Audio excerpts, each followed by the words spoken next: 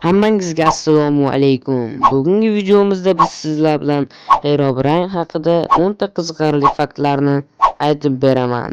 Video boshlanishidan oldin like bosib kanalga obuna bo'lib qo'yinglar. Qanunda biz boshladik. Herobrine birinchi marta 2010-yilda tilga olingan. Minecraft forumida bir foydalanuvchi Herobrine'ni ko'rgani haqida post qoldirgan. Shu bilan bu afsona boshlangan.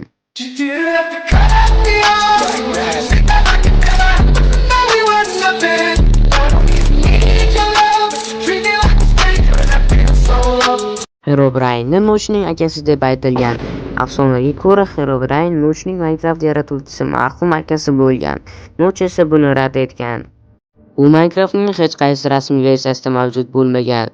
Bu personaj aslida fanatlar tomonidan o'ylab topilgan afsonadir. Herobrinening ko'zlari oq bo'ladi. Herobrine odatda Steve Skinnyga o'xshaydi, lekin uning ko'zlari butunlay oq bo'ladi. Herobrine rasmiy Minecraftda yo'q bo'lsa-da, uni modlar bilan qo'shib o'ynasa bo'ladi. Karochi, bugungi videomiz shulardan iborat edi. Bugungi videoda men sizlarga Herobrine haqida 10 ta qiziqarli fakt aytaman degandim, lekin men 5 ta aytdim.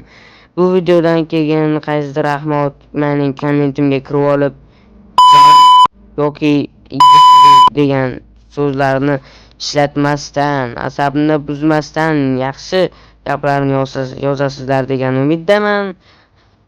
Hammaga xayr, sizlar bilan men Jiko bo'ldim.